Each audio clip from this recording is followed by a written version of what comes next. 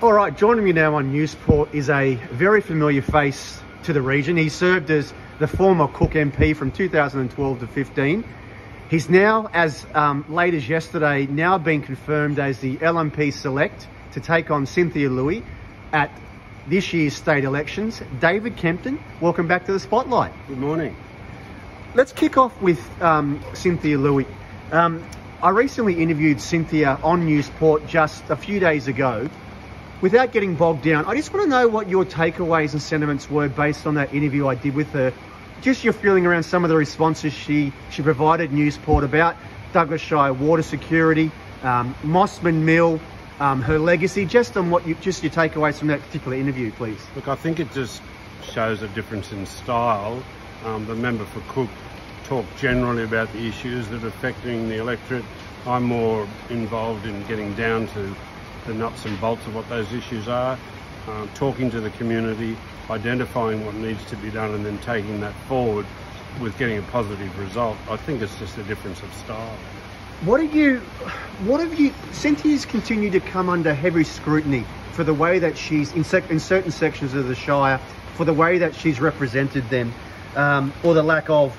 What have you made of the way that she's advocated and represented? You would have kept a close eye, I assume, on matters regarding around Cook, but the way she's represented the Cook Shire, just has she done the job that she was elected in to do? Well, look, the Cook electorate is massive. It's the size of Victoria, and everybody knows it's complex. Everybody knows the distances are great, but I don't think that's an excuse. I think you need to get into every community often and represent the interests of those people in the government, and that's the role that I'll be taking. Mm-hmm. So speaking of which, I mean, like I say, you've already served the Shire. What is it inside you? Where's the hunger come from that you want to step back into the hot seat and maybe potentially, if elected, represent this Shire? Why do you want this job again? I've lived and worked up here for 40 years. I love Cape York and the communities that are surrounded within the electorate. I think the last time I was there, I worked really hard for 3 years. There was a lot of things I started that weren't finished, and they've just been left sitting for the last decade by Labor. I'm really hungry to get back in there and create the improvement that I started in 2012, over 10 years ago. Speaking of which, tell me specifically, if you can recall, what are your biggest learnings and takeaways from your last time in the job? I mean, you would have had some key learnings over that time. Oh, massive. What were some of the key takeaways and learnings that you intend to implement this time around if you're elected? Well, it's a complex shire, as I said before. We've got half the coastline of Queensland within this one electorate. We have an international border. We've got a massive amount of the Great Barrier Reef. We have 14 regional councils. We have a massive road infrastructure. We have diversity across mining, agriculture, tourism. So I learned that there's no single fix for all of these things. You've got to be a representative of all of the different regions and areas, understand the issues, and go down into the parliamentary process and the government process and ensure that those needs are met by policy and funding. And I was pretty successful at that, and that's what I want to continue to do. Sure. The current sitting member has been labelled across the electorate as the invisible minister, or the invisible member. I mean, can you give a guarantee that if you're elected, that won't be something that's associated with the way that you go about your business? Oh, absolutely. I was pre-selected yesterday. I've been to Mossman this morning.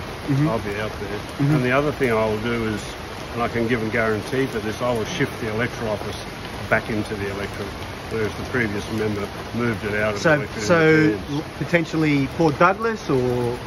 Most probably Mareeba, with the visited office in the Mossman Port Douglas region is what I'm envisaging. Do you intend to do, just backtracking 1 second, do you intend to do anything differently, or are you pretty happy with the way you went about your business last time around? Oh, I think it's a changing world. There's a lot more complexity now. We're dealing with alternate energy sources. There's a whole lot of different social issues around youth crime and housing, cost of living. It's going to be a big job. I think I will have to take the policies of the LNP and expand on those to make sure that they're suitable to the electorate that I'll be representing if elected. Any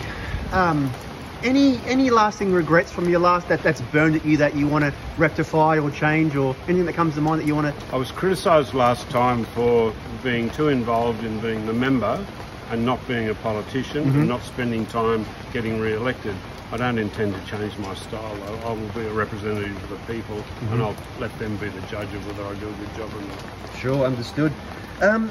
Douglas Shire priorities. I mean, you and I have talked at length a number of times about them, but what do you see as some of the key priorities that you can promise to your potential audience readership that you want to rectify if you're elected? Like, I know that you'll immediately point towards water, Mossman Mill, cost of living, tourism, I mean, disaster recovery. What's on your radar for the Douglas Shire? Well, I'm certainly not going to make any promises, because that's just hollow politicking. I'll make sure that I talk to the people in those regions, understand what the critical issues are, and I'll be lobbying very hard with the government that I'll be representing, if it's elected, to make sure they're met. But to go around and pork barrel now and make false promises just for the sake of being popular, that's not my style at all. Sure. But you're quite right. I mean, water's the critical issue for Mossman and Port Douglas, the Mossman Mill, the whole economy, employment opportunity in Mossman is really important. We've got a decline in international tourist numbers, which we need to address for Port Douglas. We've got a road that's partly closed every day.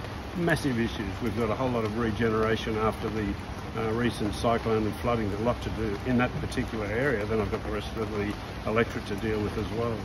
Has the Douglas Shire gone forwards or backwards since you were last time you're the acting member? I think it was doing very well, but you can imagine in the last 12 months it's faced its challenges. There's a saying in the Cook electorate that if you win the Cape and Torres Strait vote, you win the electorate. This is going to be one of the most poignant questions that there's no question you're going to face throughout your campaigning is, how do you intend to get the numbers at the top of the electorate in order to win and be voted in, basically? Same as I did last time. Go and do the work, go to the communities, talk to the people, do the door knocking, do the rounds, be present, and ensure that I get the support of the entire electorate, not just this portion or that portion.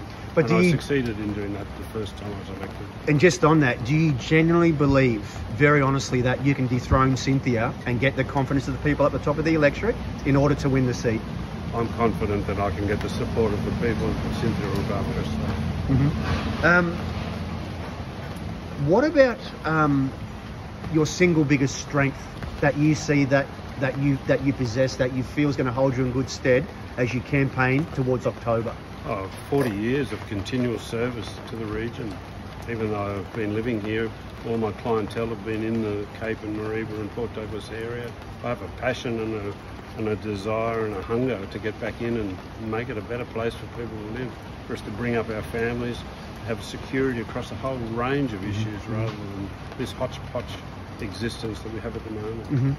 Do you have any final questions? Do you have any lasting messages that you want to get out there to the Cook electorate or to the people of the Douglas Shire about the way that you intend to go about your business up until October? Yeah, look, I'm asking for the people to get behind me and give me a chance to finish the work I started a decade ago.